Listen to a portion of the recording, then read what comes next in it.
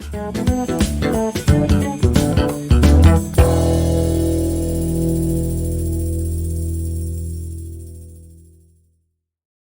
here we are. So welcome to the speaker series here at RenaFi. I want to say a little bit about RenaFi, which is RenaFi provides research-based practical financial education. Our members learn better money strategies based on behavioral finance science. At RenaFi, you will focus on the big decisions and the little things will practically take care of themselves. And to learn more, if you're new to RenaFi, visit renafi.com and discover how you can experience financial wellness. And I will put the link in the chat for that.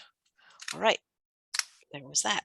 So today we are joined by certified ADHD coach and RenaFi member, Stuart Cohen. So Stuart and I only met recently, but we were fast friends. It felt like we knew each other forever. And since I spent some time with a dear friend of mine, now it's like, I get it. You're up, you got this super deluxe positive energy, and everything's an adventure with you. So no wonder I felt like kith and kin.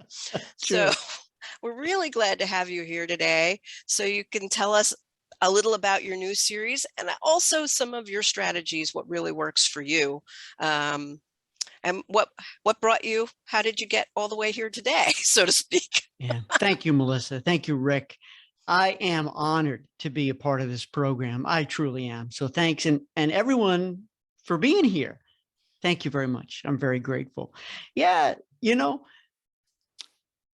I think it's all about showing that ADHDers are capable of amazing things. That success it can't be measured the same for all of us.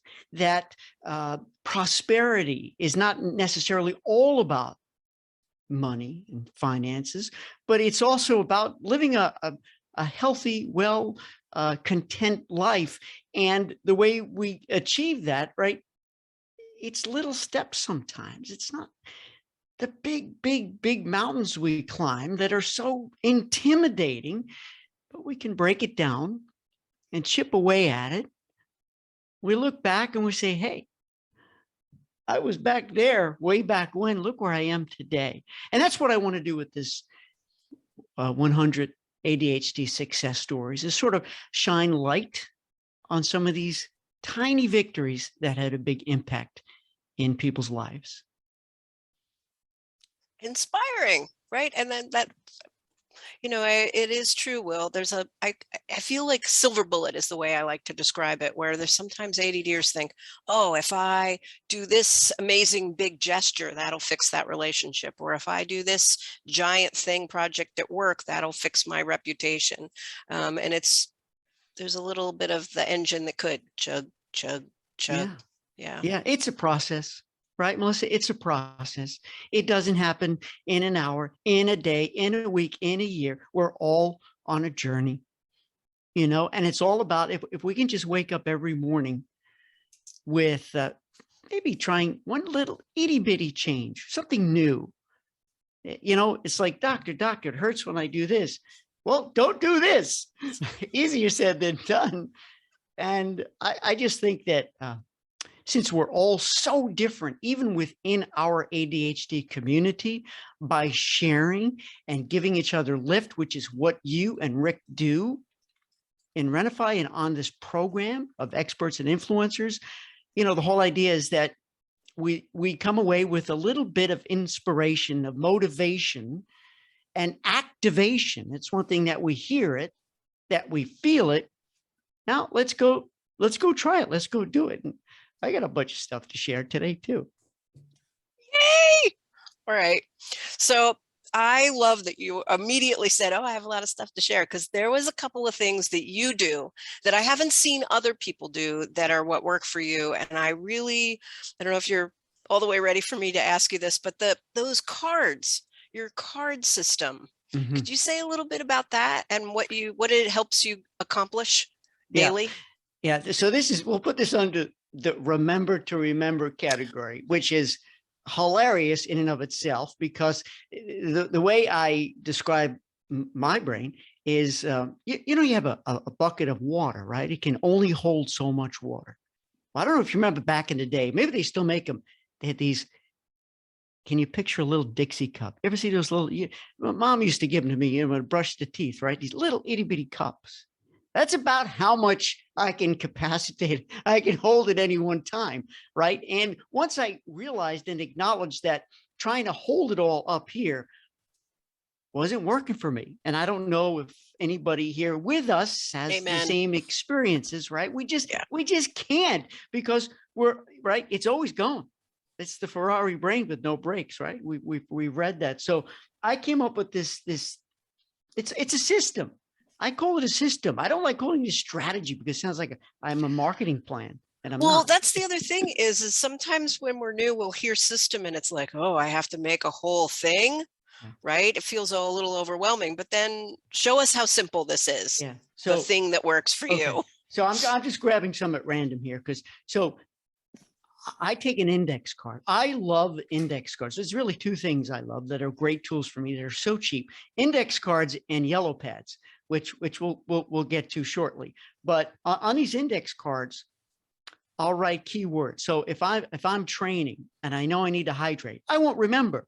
So if I put this card out the night before or the morning of that day, and I walk by it every time I go to the fridge, I remember, take a drink of water. Or if I'm heading out on a bike ride, right? Now, this one is a little more details on it, but let me tell you something. If anybody out there ever goes out on a long bike ride and you don't have the right equipment, it's aggravating. You got to try to come back. Look how many things we need, right? So I will list it here. And it's my little checklist. Now, I know some ADHDers, I have some clients, they don't necessarily like the word checklist or list. I'm a list guy, right? Everyone's different. I don't know about you, Melissa, but this is my swim one. If I have clients that I'm coaching on a particular day, because I do one-on-one coaching on certain days of the week, I put this out. So when I wake up in the morning, I am ADHD life coach Stuart. Sort of gets me in the mindset. And we will talk about tapping. I know when I need to tap. I'll go through that. I don't know if anyone out there is familiar with EFT. And this is the best one. I'll leave you with this, because this one my wife made for me. She's an amazing partner, not ADHD, and gets me. I hope everyone out there has a partner that gets them. Wouldn't that be wonderful? Or even if it's not one person that you're in partnership, that you've got your community set up to be supportive. We had a guest last week who was saying, something happened and the one space she was in, they were fine with her departing, and the place where she was going, they missed her. Where are you? And so they didn't wait till tomorrow when she would have missed the gathering. They let her know in enough time to get there. So yes, show us your wife's sign one more time, because it made me laugh a little bit. So this is it right there. And everyone who's with us now, let me know, do you have this where you keep your wallet, your keys, your phone, your glasses? Because I can't tell you how many times I get in the car and say, I can't drive anywhere. I have no keys. I have no wallet, this kind of stuff. And what happens is, this is the important part. Okay. It helps me to remember to put this stuff in this spot so I don't lose it. Right. And number two, when I go to grab it, and I got to go run out to go grab something, or I'm leaving for some reason, I run the checklist. The beautiful part is that it becomes so habit forming, so routine, that just a quick glance is all I need. And it reminds me, but it's still there. It stays there. So these are my index cards. But that particular card reminds me, when I lived in Boston, I had an Irish boyfriend who would have a little mantra about wallet, because he wore it in a breast pocket. So it looked like he was crossing himself, right? Wallet, this, that, and then down to his pants for the, the keys in my pocket. Right. But this tool it's bright. It's got red. She made it kind of fun. It's got a playfulness quality to it. I mean, if it has to work, so it has to be something you want to use. And there was a really interesting thing in the chat here about someone working with clients, new clients, and saying, remind me. It's never nagging. I want you to remind me. And this is another way of getting your universe, your community, the people around you to understand what works for you. I had a friend, an ADD friend, who was a pastor, and he would say, I will forget to give out the body of Christ if someone in the congregation doesn't remind me, which I thought was hilarious. I'm Jewish, so it's not my thing at all, but I just was like, yeah, please remind me. Yeah. You know how many times I've said to my wife, hey, is my head on my shoulders? Just would you confirm? Take a look. I'm not sure it's there. Oh, it is. It's going to be a good day. I just had to sneak this in. Okay. I buy these by the, I don't know, by the, what's 144? That's called a dozen. No. It's a dozen times a dozen. Rick knows. All the growth. Yeah. Thank you. I forgot the word. There you go. So I keep these little yellow pads. Just want to share this everywhere.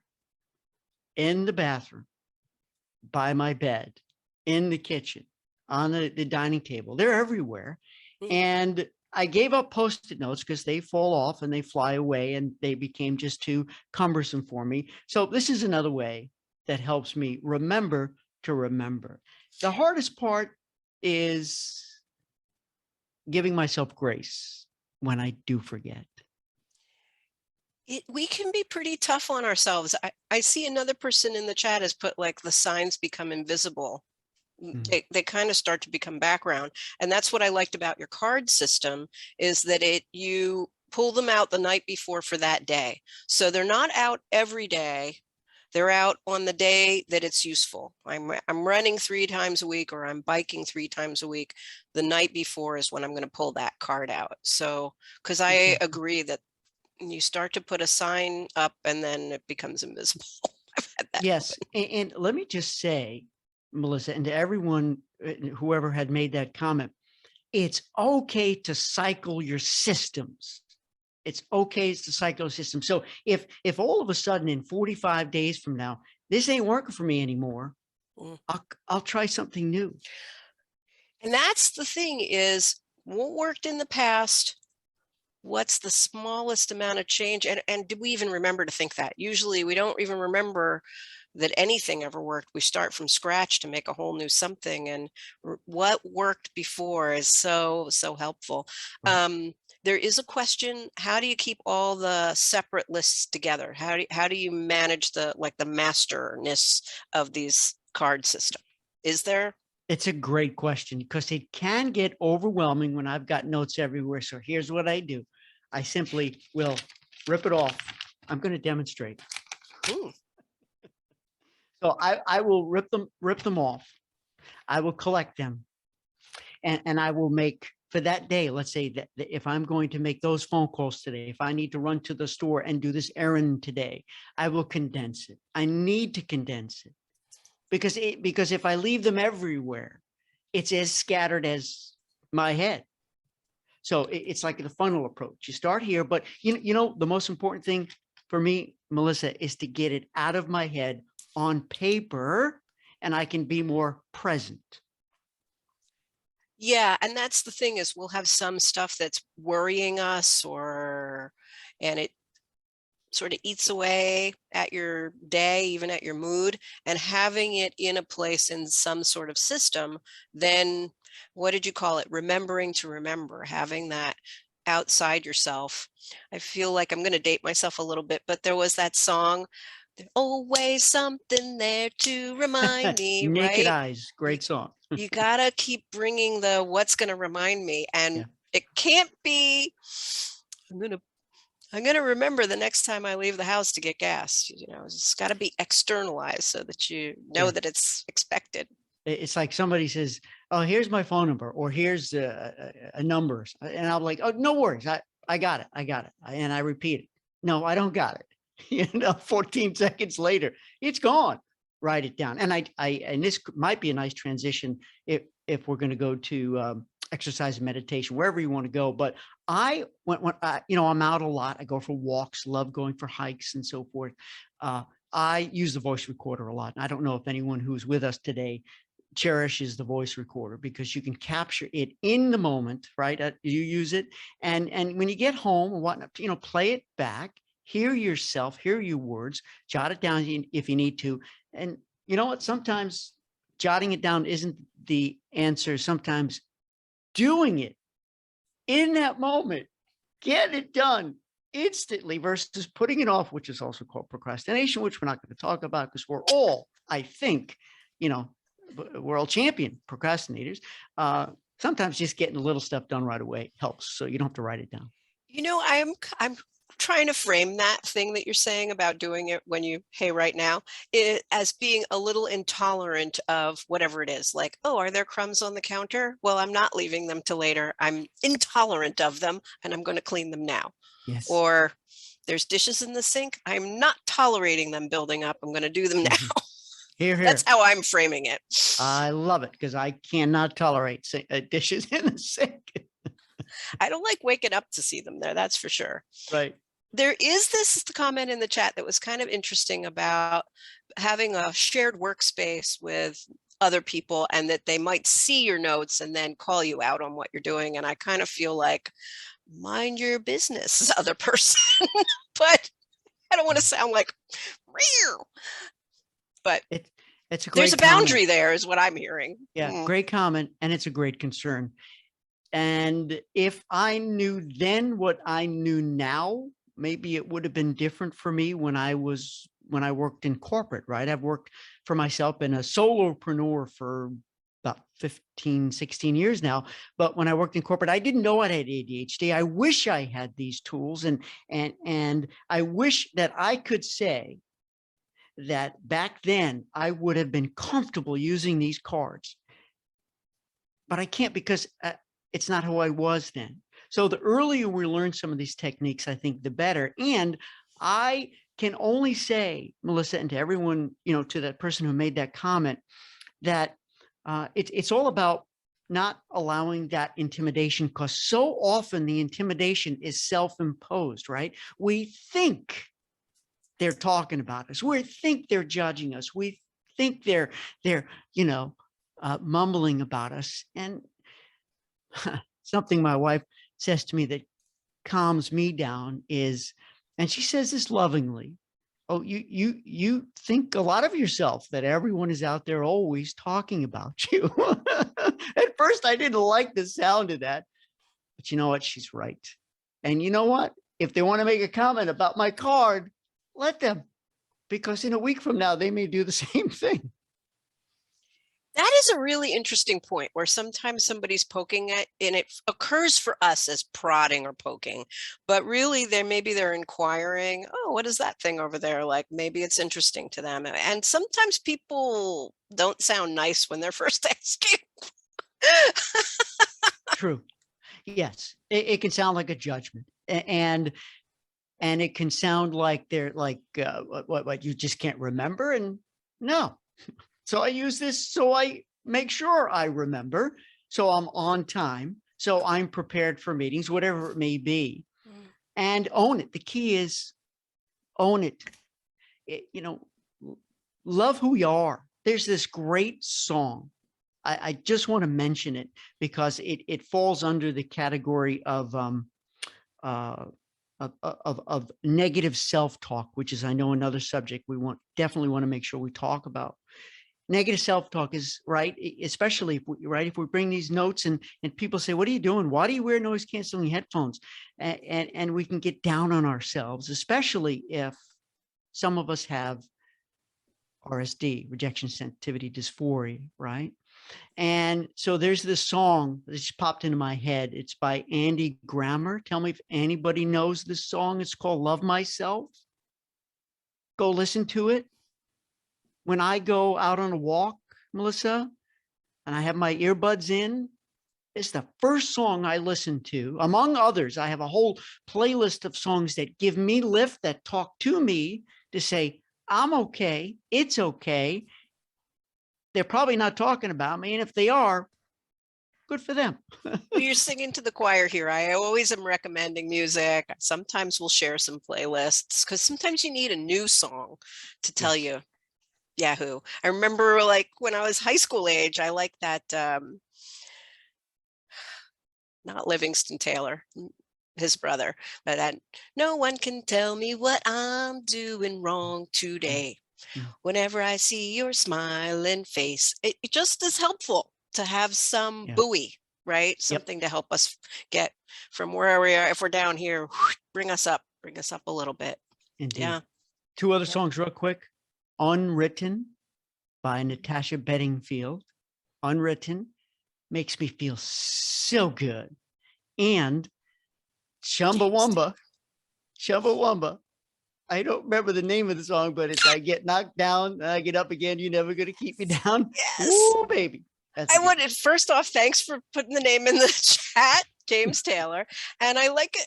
You've got some fun other people who know this. Natasha Bennington Cool. put that in there too. Cool. Hey. All right. We know we're in the right place when we get that connection with other people. They know Yes. our music or they're on board with us there. So, all right, folks, we're all in the right room today.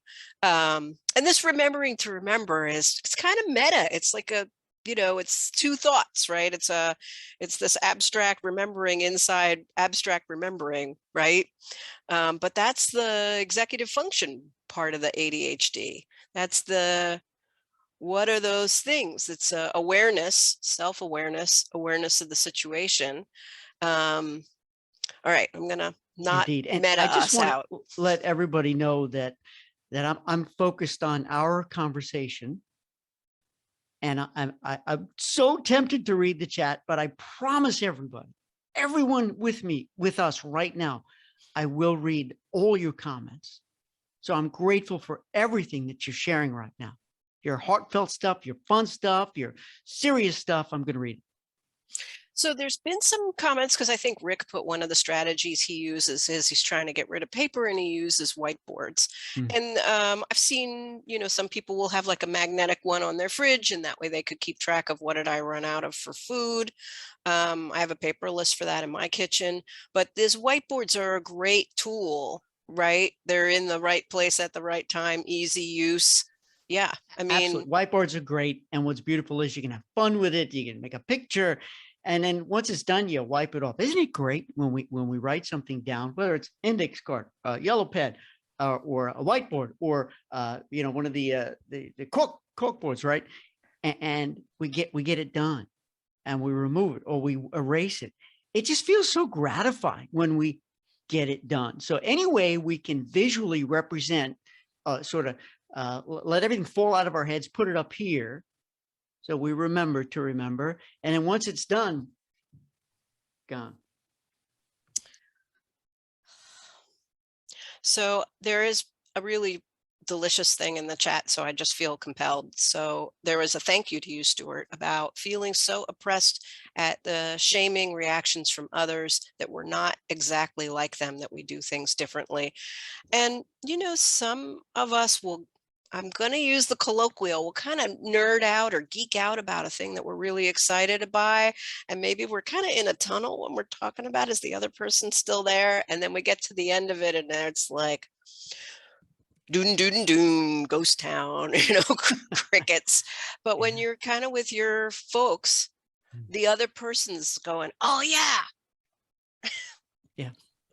I love it when I see a pink Yoda. There it is. That's nice. I'm so glad some folks out there are sharing some heartfelt stuff.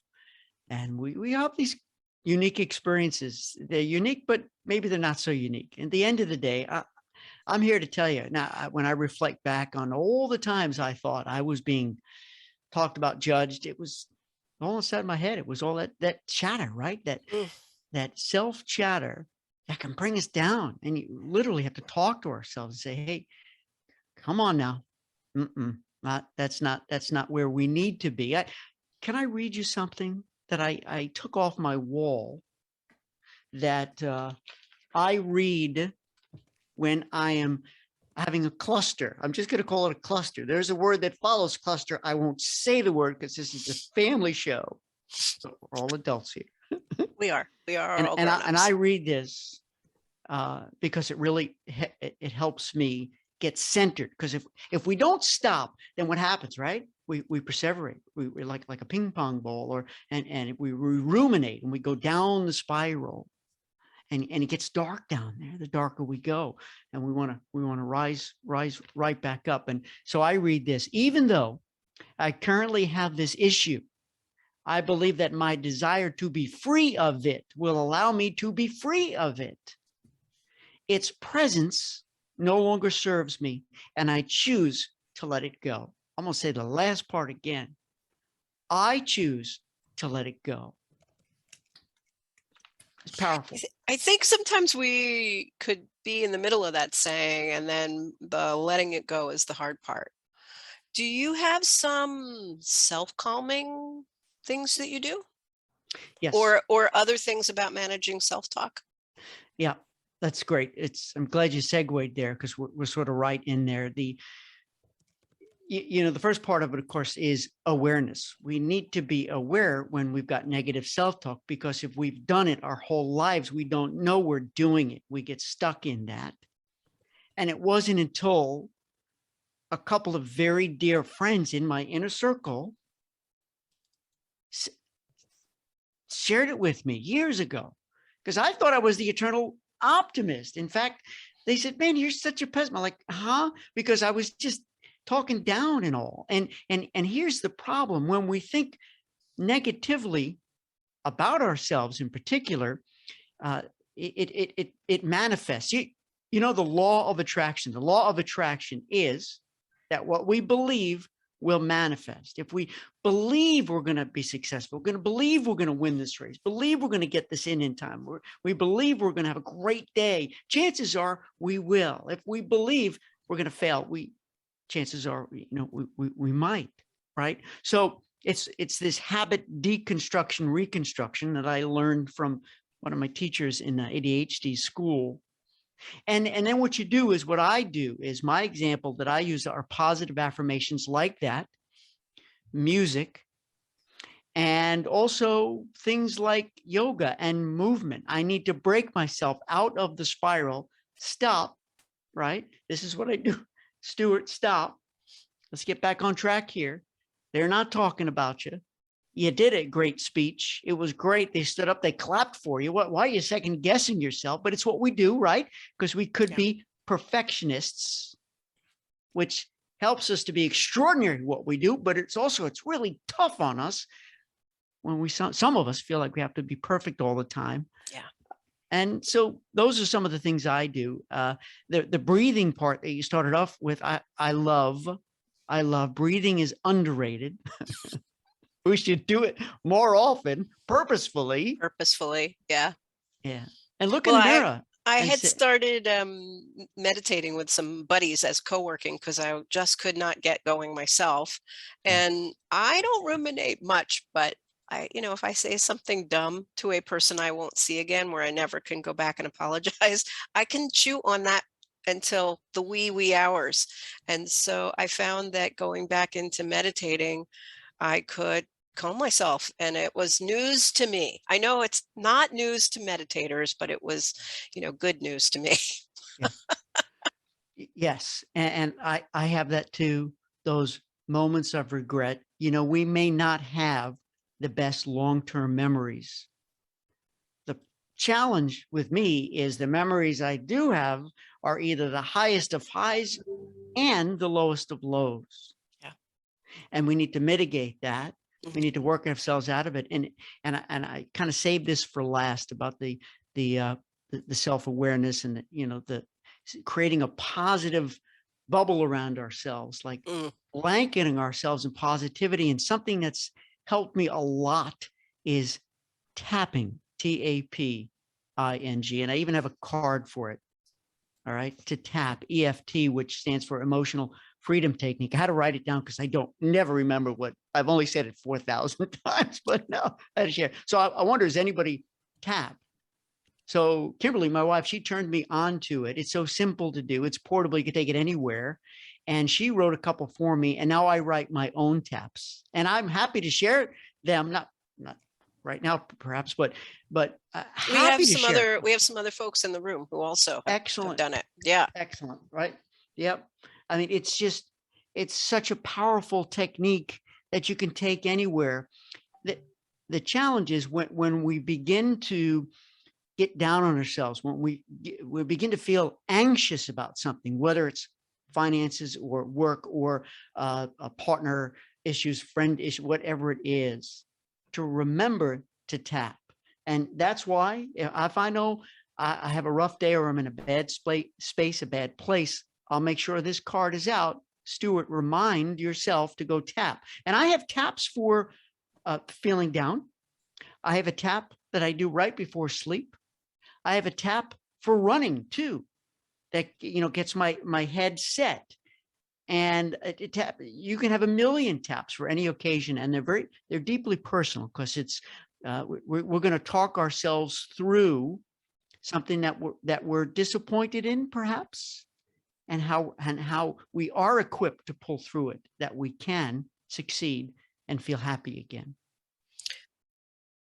Someone put in the chat, tap and bounce.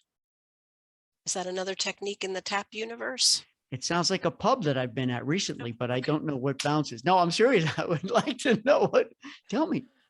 All right. Well, let's come back to that one. Okay. I know I'm going to be circling back, but this is an MO of mine to make sure that if we zipped away too fast from a topic. There was in the chat, we were talking a little bit about whiteboards in the chat, and there was the idea of alarms and your cards, and that whiteboards, alarms, planners, phone lists, checklists, that these things can get overwhelming. And there was an answer from another person in the chat about, I just use X and Y, just use whiteboard and index card and journal, so that my system, the system that works for me, whatever that system is, it doesn't have to be all of those things. It really, but noticing when it stops working, like, oh, I was late to a thing, some part of my system broke down, and fixing it. So I know it gets a little overwhelming hearing multiple systems and thinking, well, I want to do all of them, because that's the ADD brain. Oh, everything sounds good, I should try them all. But this is about what works for us. And if you've over systemified yourself, just get back to the 2 or 3 things that worked for you, right? It doesn't have to be all of the externalizing. It just has to be the ones that meet your need. Yeah. Simplicity.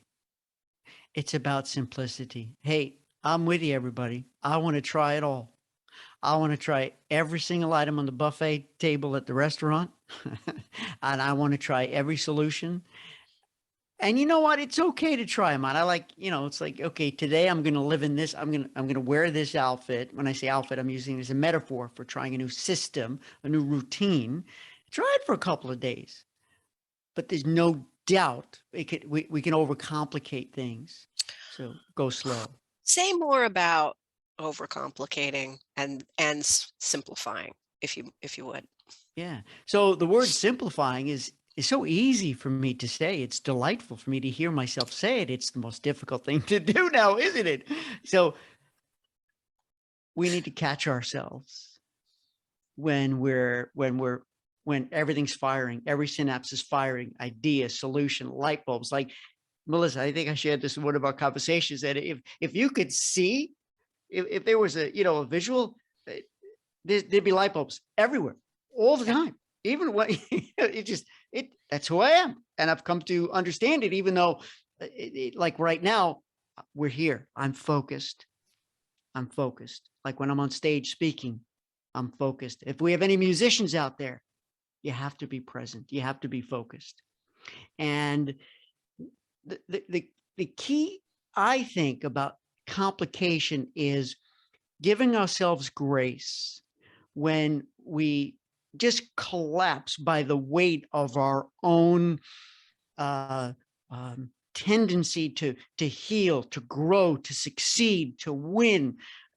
We try so hard, and before we turn around, we're down. We're just so tough on ourselves. Why? Because we want to be the best. We want to be great. We want to leave some of that stuff behind, that ball and chain. And wouldn't it be great? Just cut it, leave it. Go ahead. I'm giving you permission.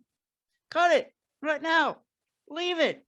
Take the monkey off your back. I'm giving you permission to do that, to understand it and to pause. So if I'm going to make a t-shirt, Melissa, maybe it's going to be sponsored by RenaFi. It's just going to be a pause. You know, back in the day, there used to be a thing called a VCR and a DVD player. And when you hit those two signs, that meant pause, which is just stop for just a second, put life on hold, you know, take a inventory. Where am I right now? And say, okay, I'm going to go this way and not, oh, see, here's what they say in the South. I'm going to go this way, not that way. But I around this house, I say less is more. And that's the thing is like, so your index cards, I could imagine you had one card that had a lot of what was the list you needed for bicycling. Right. And you could decide each one of those cards needs a list, right? And then all of a sudden it became overwhelming. So one card says something, Yep. right? Only the one thing on it, Boom. right? Bike. So Love it. this is the less is more thing. What's the minimum viable product? We always think, oh, well, if it's going to tell me to bike, maybe it should be telling me to check the weather at the same time, right? And that's one of the toughest things is because we'll have this great idea how to take it from, you know, backyard shed to Taj Mahal. But what is it we really need here? Do we just need a shed to put our gardening equipment in, or the bicycle? So valuable what you just said. I just need to stop and sort of shine a highlight on it. Is that the solution is right here, right? It's just so simple. And I can only talk about me because it's not fair to think everyone is like me. And we'll say, but wait, we can do this, and this, and bing, bing, bing, because so many of us are idea people. And it's like, no, back off. Back off. It's okay. It's all we need is to go from point A to point B. We don't need C, D, E, F, G, H, I, J, K, L, M, N, O, P, because what is he? We just need to be aware of that. Come on. It's like, come on back. Come on back, Stu. You know, you're tapped in when Rick has put the same thing in the chat that we're saying, right? So I feel like maybe two steps back. We're addicted to new ideas. He believes we need to block most of them because they're not helpful. They're kind of distracting. They're extraneous because it's the, what am I doing right now? I just got to be doing that thing. Yes. You know what it also says so often? We're not happy with what is, right? It says we're not happy with what is, so we're always wanting more, striving for more. Oh, this isn't good enough. Hold on there. Hold on. It's good enough. It's working. And I know I keep calling on Kimberly, my wife, but she does that all the time. We have a great way of communicating where I know that if she goes like this, it's not being mean, it's not being nasty. It means, okay, we're good. We're good. We have the solution. Let's move on. And that's okay. Because you know why? That's who I am. That's who so many of you out there are. And it's about awareness and hitting pause. Yeah, the pause thing is huge. And do you have some, since we're saying pause, do you have, first off, I want to see Rick look like he was about to say something to me. I saw like finger like this. Did you have something, Rick? Well, it's a little bit like that. Please. I do think we get addicted to new ideas, and I'm kind of introspective of why that might be. And usually new ideas come to me a lot when I don't really like what I'm doing right now. I'm not happy with my current environment, with my current situation. I'd much rather go imagine how the newest steam engine could be created, even though it has nothing to do with my life, right? Because I can numb myself out. I can escape from the anxiety producing thing that I'm supposed to be, that I've told myself I want to do. So yeah, I think we do get kind of addicted. It's an escape. Right. I definitely think the ideating, my husband's in his top 5 strength finders is ideation. And so he really enjoys having ideas. I mean, there's a dopamine thing that's happening for him with those. Yeah. Great insight. My favorite meeting to have is a brainstorming session. Oh, I just got goosebumps just saying those words.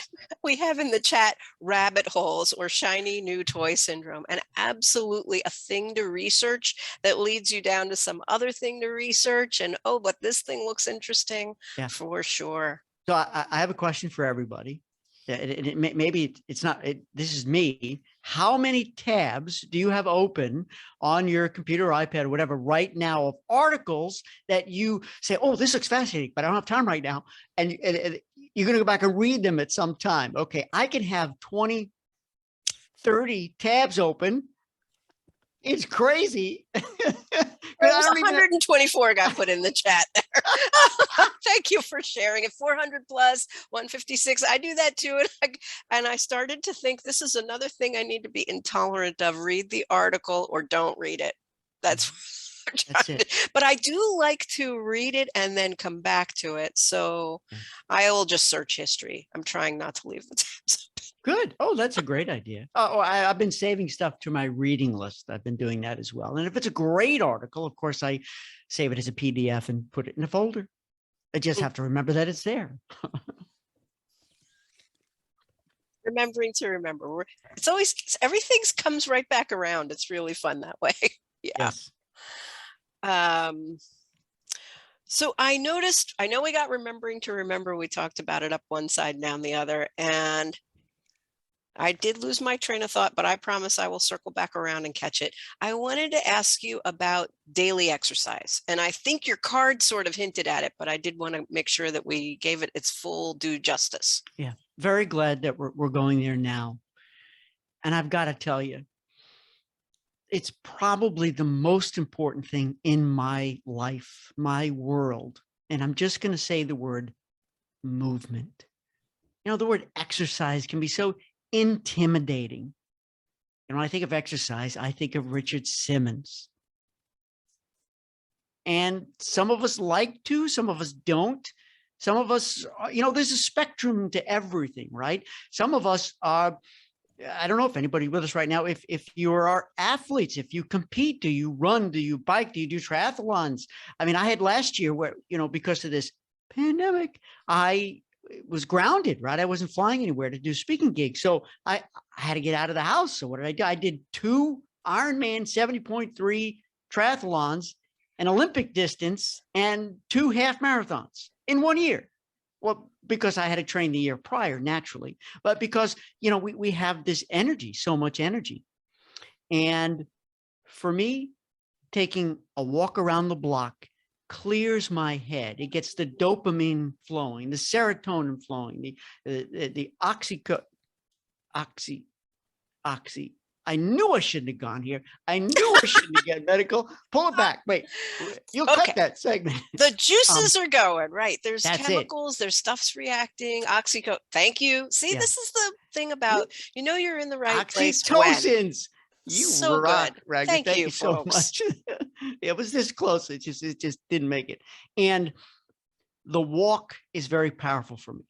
I ran 5 today, training run, and it was a bear to get me out of the house and go do it. But man, when I get going, I feel great. My mind clears. I am my most creative when I'm doing stuff like that, right? Yoga. Who with us right now does some form of yoga? And when I say some form, don't think you got to do all the pretzels type, Cirque du Soleil positions. You don't. There's so many styles of yoga. And I love yoga, even laying on my back and just doing stretches. That's yoga. When I'm stuck in an airport and it's delayed or canceled, there's chair yoga too. Yeah. There's so much we can do to move. And I happen to have this on my lap because I wanted to remember to share this with you. But anybody have these stretch bands? I love these stretch bands. So this was my coach, my 5-time Ironman coach who trained me, said, you want to get these bands because it's going to keep you loose. It's going to keep you limber before and after, every day, morning, whatever. So here's what I'll do, Melissa. If I'm sitting at my desk and I'm powering through some stuff and I get it done, or if I'm stuck, I need to take a break. This right here, I'll stand up and I'll do some of my bands. I don't know if you can see. You just stretch this thing. And when I travel, it goes with me. Heck, I've done it in the airport. I don't care what people think. Not on an airplane, but I've done it in the airport, in the hotel room. When I go visit my kids in Boston, this goes with me. It's a great. You know what's interesting about this thing where you're like in the airport and I don't care what the other people think? I would care, right? I would care, but I started to have some back pain. And then I absolutely had to do some things because I was in pain. And then that gave me some freedom to do what I needed to do for myself. And I feel like we don't have to get to the place where we're having pain to do the thing without caring that other people are looking at you.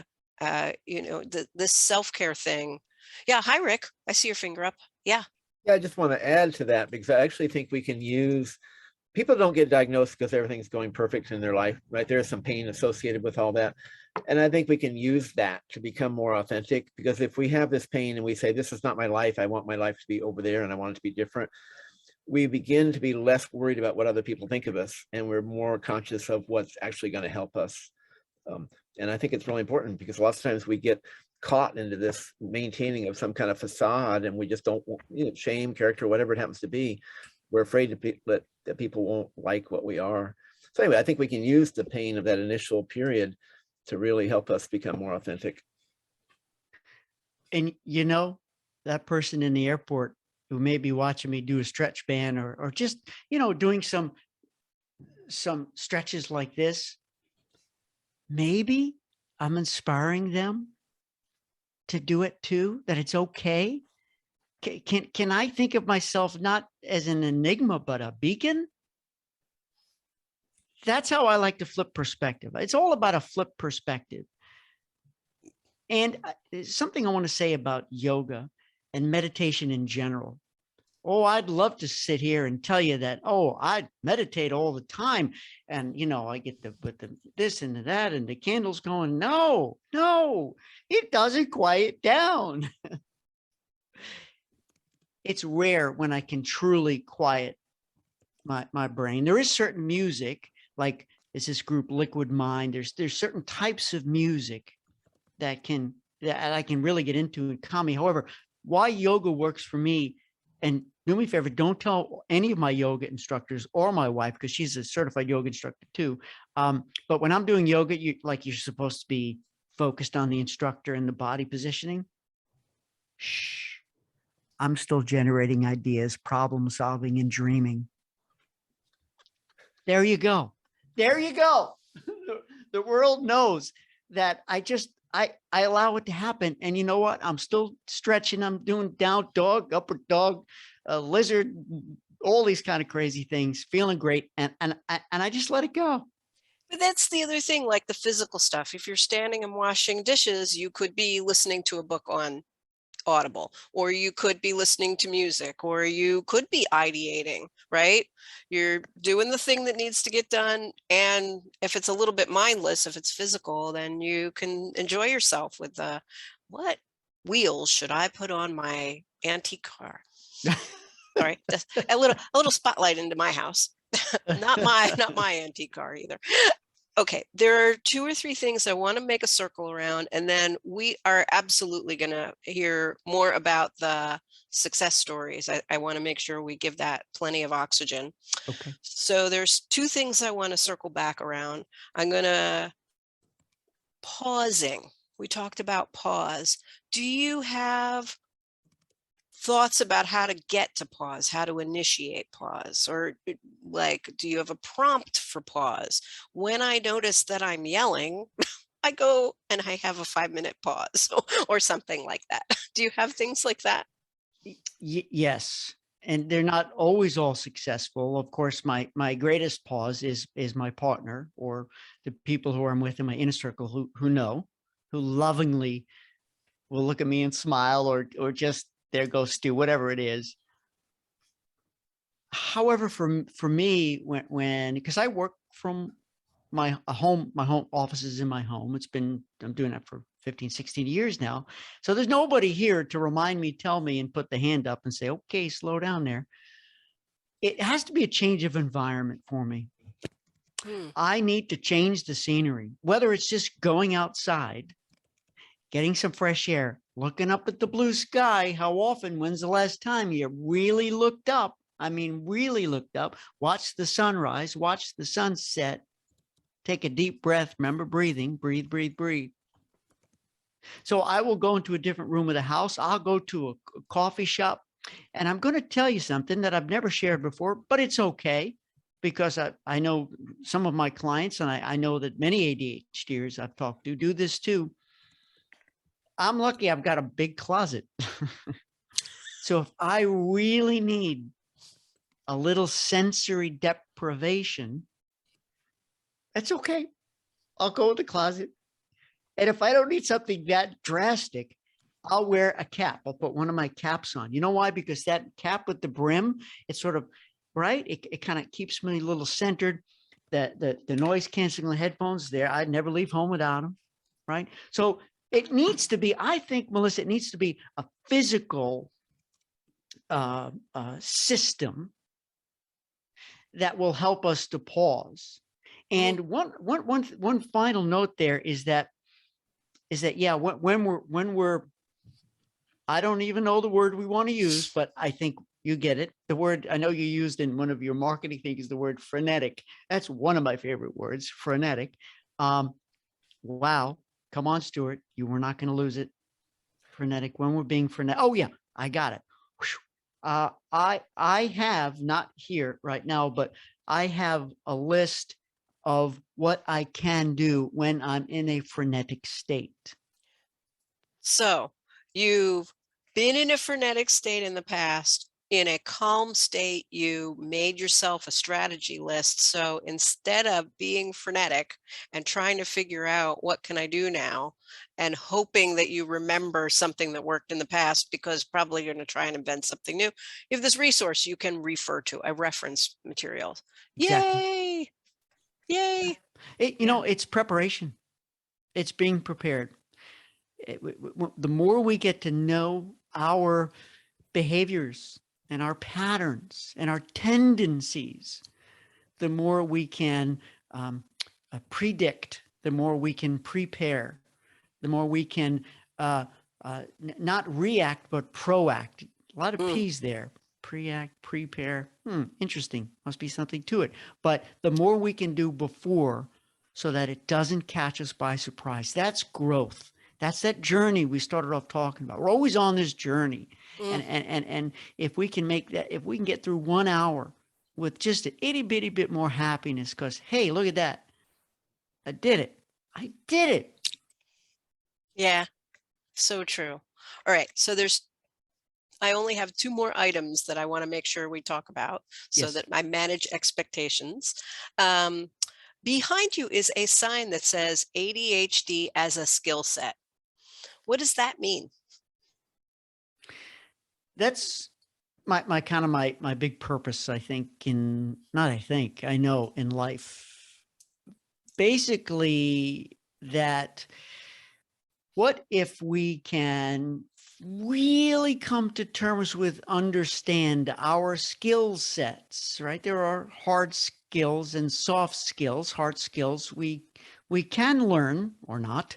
Soft skills are typically what we have inherently. We can learn them too, but more than not, it's just part of our personality. The better we get to know our skill sets, then we can leverage it. And indeed, I saw somebody had put, can a company hire all the ADHD people? I think that could be a mistake because we need the mix. You need a diversity, and having run companies before, you have to have diverse thinkers, diverse brains, diverse talents. I'm not saying that there's an ADHD person who's a brilliant mathematician that can be a great CFO. Of course you can be. I'm not saying that you can be a great human resource person. You can be a great salesperson. You can be anything. And that is my point about ADHD skill set, which is you can be anything you want to be. It just has to be what you really can be, who you want to be. And to be honest, I'm going to give you an example. When I started to grow in the ranks of the companies I worked for, manager, director, vice president, senior vice president, and then general manager, I hit the ceiling. You know why? Because math and me, we don't get along too well. Sorry, Rick. I get scared. I'm sweating right now when I say the word, math and numbers. And when I had to look at a P&L, you have no idea. I would get a rash. It was like an allergy to pro formers and P&Ls. And I was responsible for that P&L, and I couldn't read it. I got scared. Mm-hmm. Right. So guess what? If I knew then what I knew now, maybe I wouldn't have taken that job, or I would have said, hey, listen, I will be responsible for profit and loss of this department. However, I can't read that P&L. Can I have somebody come in and let's do it together? Can they make me, it's like a different language. I can't read it. If you read it to me, then it'll sing, because I can't make it sing. I can't. So I just want to put a big circle around the thing you said. I worked in the past at a place where we did services and hired visually impaired and fully blind people. And some people were very able to use Excel. It talks to you. You can make it speak out loud. And I had a friend, partially sighted, but really not enough to see print on your computer. She couldn't see that. And so that's exactly what she did. She would collect information that she would needed to put in Excel. She asked someone else in the department to manage the Excel. She still collected the information and passed it off and was managing her time. That was her thing. But finding someone in your job to help you with the stuff, or to trade you for the stuff where it's not your strong suit. It's not that you don't want to do your job. It's that it's not a good fit for you in some way. Just this component of it, and to make a trade is really great strategy. That is a great strategy, and I want to add to that, if I may, which is, friends who are with us today, don't kid yourself when you apply for a job. If you think you can, and inherently you're going to have a problem with it. Don't kid yourself. Don't fool yourself. Don't think, I'll figure it out when I get there. When maybe it's writing. So many ADHDers, they just have anxiety over writing. Maybe they love doing it, but they can't, and the job requires it. Oh, I'll figure it out because it's good money. No. It could lead to failure unless you're willing to really, and I'm not saying, I don't want this to be a judgment that you're not willing to work hard, but I want you to worship yourself, be honest with yourself that, hey, you know what? I'm not going to apply for that job. It's got all the bells and all the best wishes I want. However, it's got this one part of it, a responsibility, task list that I'm just not good at. And now that's the time to say, maybe it's not for me, and pick the job that's better. You know what I noticed when you were talking earlier about, especially what drives you, is that there's this combination of strengths, the thing you're good at, and interest. So those two things can kind of pull us forward. And sometimes we do get offered the job that's the next level up, but does that management level interest us, or did we like being in the field? And understanding both our values, our strengths, and our interests, that those components, you don't want to be coming home at the end of the day and thinking, I didn't do things that honored what my values are, or that the thing I did wasn't meaningful to me, right? Absolutely. I'm underlining it because there's in the chat this, you can be anything you want, but not consistently. And I don't think I that actually that's saw true. that. I Yeah, saw that out of the corner of my eye. I And think if it's a thing you wake up and you can't wait to do, you can be consistent. yeah, Yeah. I'm going to say yes, and maybe yes, because I've had jobs, I've had work, I've had stuff that I love to pieces, and then I get bored. I want something new. I mean, I used to just run.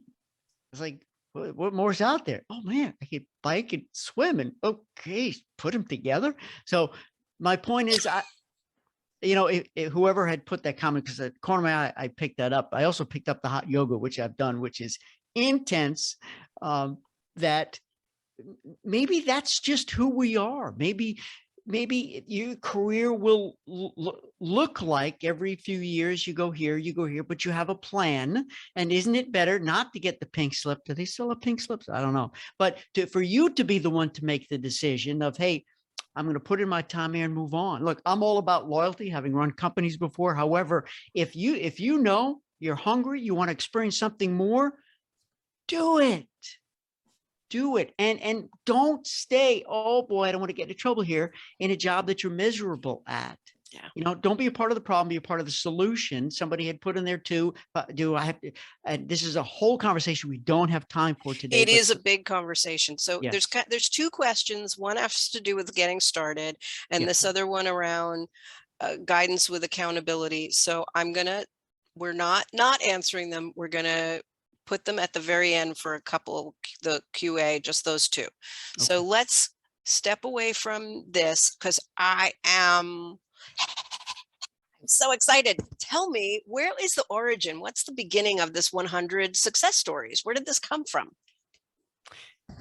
August 2018, I went on a little silent retreat, which in and of itself is hilarious for anybody who knows me, but I was by myself. Who was I going to talk to?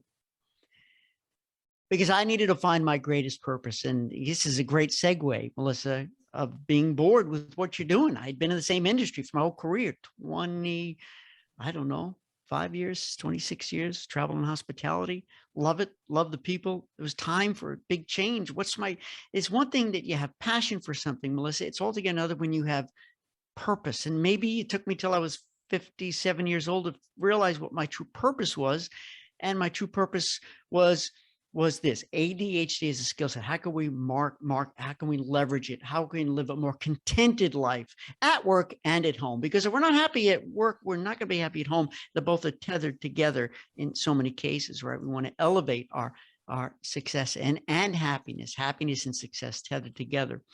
And I thought, wouldn't it be wonderful to hear these stories? And they don't have to be big. This is not that showcase of, I built a business, sold it for $42 billion to Google. This is not that.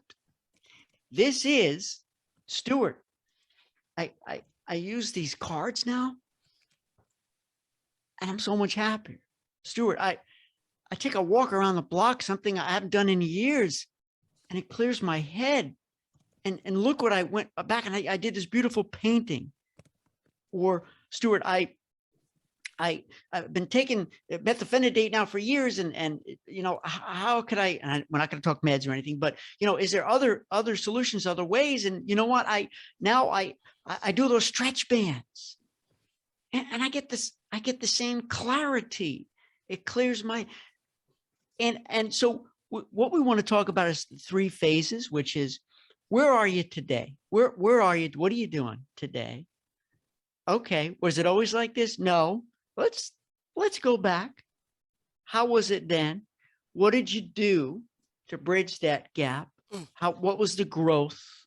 What were the systems, the habits, the routines, and what's ahead? What's ahead? So we're going to look at those 3 stages, and they're short, just real, beautiful, everyday people stories. Oh, I love that. I do. I really love that. And it's, I mean, when you're saying, I tried this thing and it gave me this sense of freedom, or I got outside time, which we just know is so good for us. I saw a little running chat about it, and it is one of those things that calms the mind, like yoga, like exercise, just being out in nature. And we just forget to give ourselves these gifts. We forget to, hey, I can't possibly do my photography hobby because I have this other work to do. We just won't give ourselves certain things, right? And to hear somebody make a shift, I'm doing this and now something big has happened for me. I just love transformation. It really turns me on. So I'm excited to hear these stories of, that's how I'm hearing the success stories of transformation. I love that. There is a quote that moves me that I'd love to share with everybody. It's a quote in a book. Don't remember the name of the book, but I remember the author, Marianne Williamson. She said, if we wait for the world's permission to shine, we will never get it. I'll say it again. If we wait for the world's permission to shine, we will never get it. So if you need permission to shine, you got it. Shine. You know, it's really interesting. I know it seems like, really, did that person just say, but sometimes somebody outside of us saying that kind of thing, we need it from somewhere. And this pandemic and people staying in their houses alone, and where is this message going to come from? So that's a big thing about why I like being here at RenaFi. And I know it's like meeting of the minds, you know, more people who get, you know, connect and be our best selves with each other and encourage the best self. That's why I'm like looking at the chat. Anything you and I couldn't remember, people put it in there. That's the kind of community we have here at RenaFi. So I can't wait to go back and read, but thank you. What you just said was just so profound, so beautiful. So let's just help people remember a little bit more about this success stories. The kickoff is this Wednesday, May 18th, and it's at 10 a.m. Central, which I can't do the math right now. Sorry, that's my whole note to myself was in Central Time. 10 so it's 10 a.m. Central. I used to live in New York, so I've only been here 10 years in the Mid-South, in Tennessee, Memphis. And I think I'm getting it. Look, thank you. Thank you so much for putting the other 2 times in. That There was you beautiful. Go. What a great group. Who's your first guest? Tell us how we're going to do this kickoff. Well, Tell us, get us excited about the kickoff. It's a guy you may have never heard of before. And he inspires the heck out of me every time I talk to him. His name is Rick Webster. And the reason why I'm so excited, so honored to kick off with Rick is because he's so inspiring and he is a walking, talking, living example of growth, of not only overcoming obstacles and challenges, that he actually has a business that helps other people. That's why we're here together. I want to bring the story to light. And when we talked about this whole concept of 100 ADHD success stories, he loved it. He's like, let's do it. And let's join forces with RenaFi and let's tell the world, let's bring these stories to the world. And my goal is for it to become a podcast and ultimately a book, short stories. And maybe there'll be 200. It could be 300.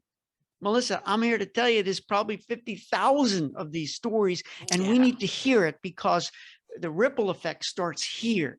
It starts here. Truer words have never been spoken, right? That you started here, all this people that are in the room with us, when the people see the recording at a later date, that it builds itself. It starts to get a momentum about a listening. How do people listen about ADHD in getting a diagnosis? It's profound. It is profound. Let's talk about it. It's, for some of us, it's a matter of conversation. It's easy peasy. For some of us, it's not. It's a sore subject, as they say, whether in our little, our inner circles or at work. It's not easy when I say the word transparency, but wouldn't it be great we fast forward and it becomes something we all talk about. We're comfortable who we are. If you read Tom Hartman's book, I don't know if anybody's read his book on the hunter and the farmer, he tries to convince us, his theory is that we're designed to be the hunter, always on the go, always in a sense of urgency, on the lookout, you know? So to me, it's like, there's nothing going wrong here. This is who I am. And I've got my own gifts I bring to the world, just like everyone who's with us right now. Oh, thanks, Rick, for putting that in the chat. So I'm going to circle back over here, but I feel like I kind of have a little bit of a short answer for this that was in the Q&A tool, which was how do we get over the struggle of getting started, to get started? If someone is paired with me and they push me, that works wonders.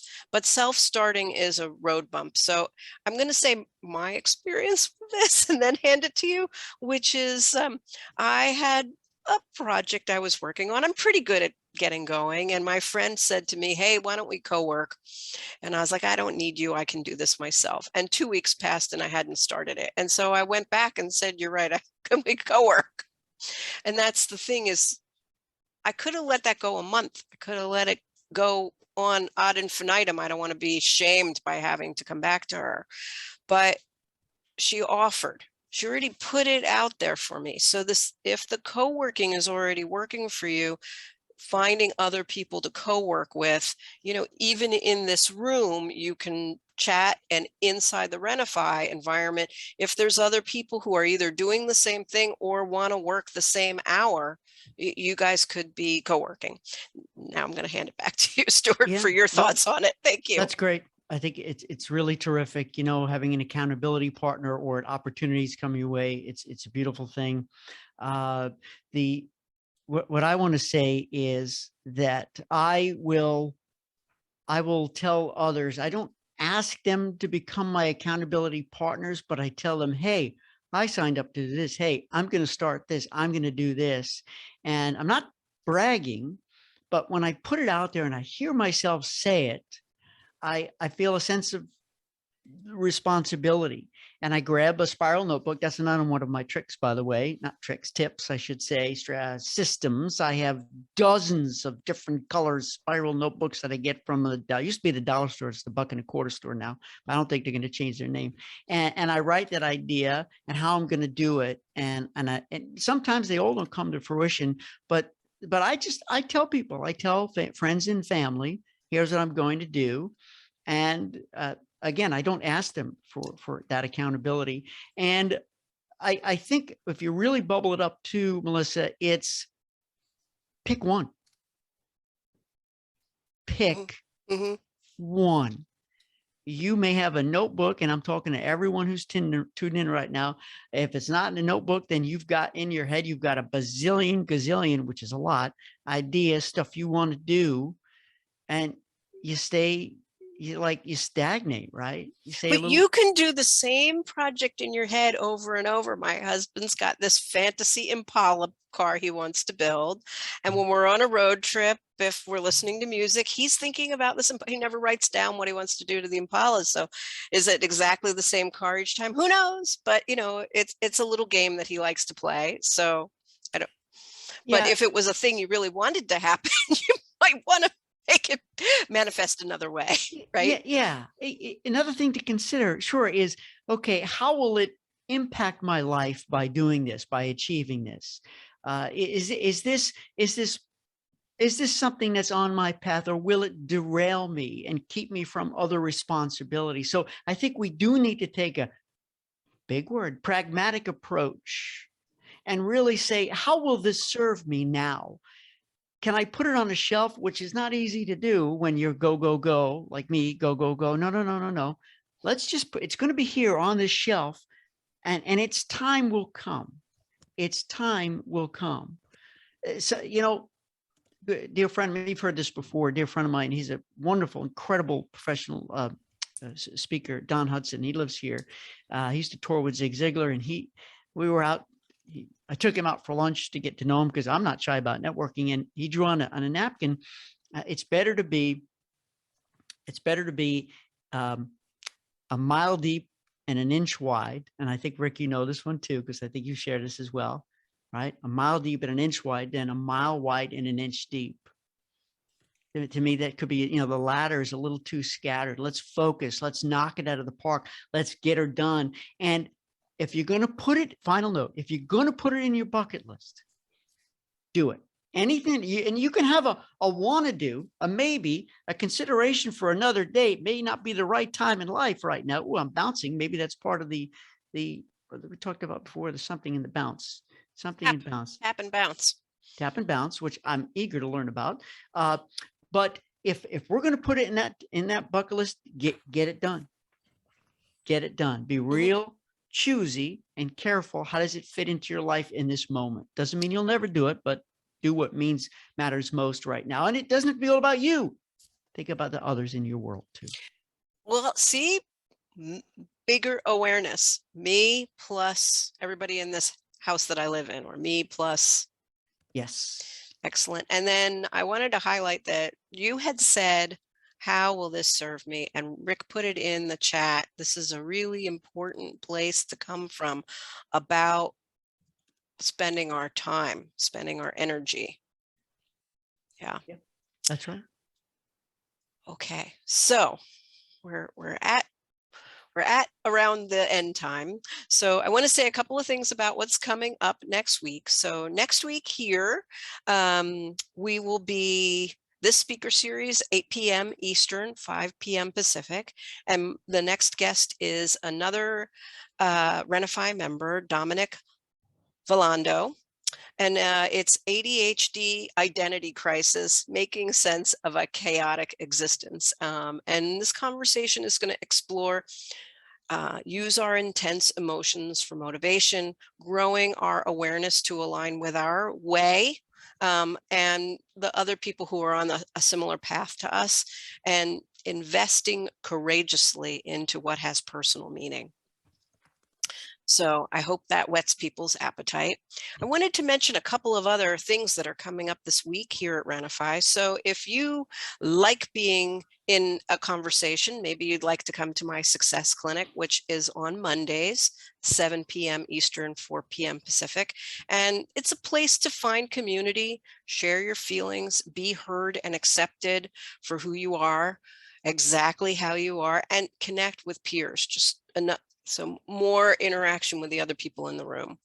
There is an amazing thing that RenaFi has that you can't find anywhere else, which is open office hours. And those happen on Monday and Wednesday. And that is with Rick. And I have heard some feedback about an hour spent with Rick is an hour well spent, that gives you some sense of direction. I invite you, Rick, if you want to say anything about open hours here. Yeah, it's an exaggeration. They're 45 minutes and I'm not sure what it's worth.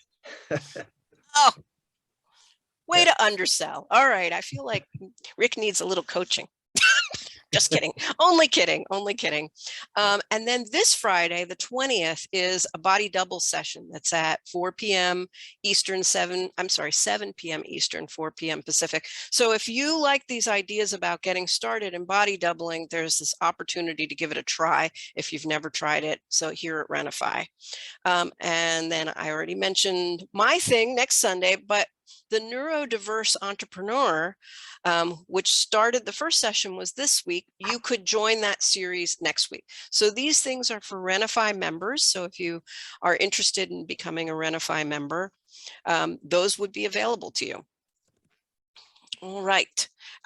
Anyone else who wants to fill in the where are you on a scale of 1 to 5, 5 being the peak, whoop-de-doo, 1 being about a guess, wah, wah.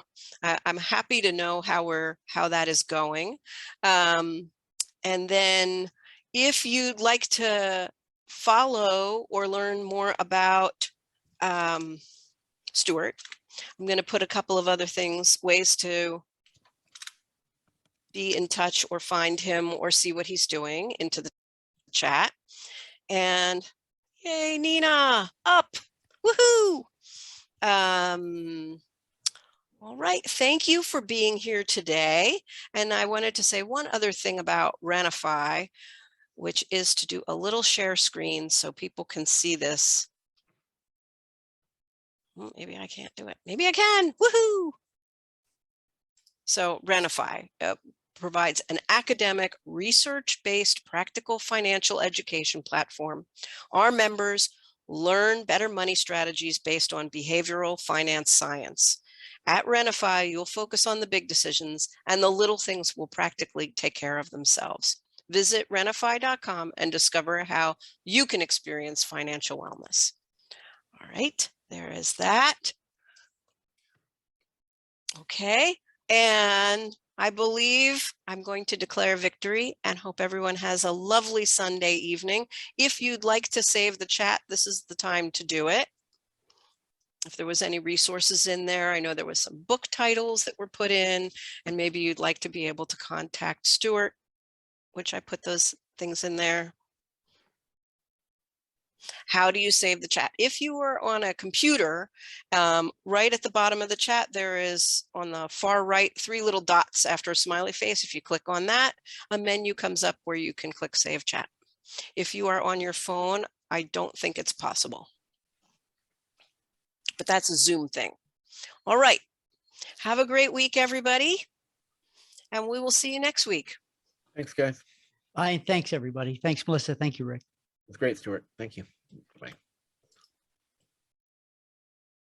Subscribe now.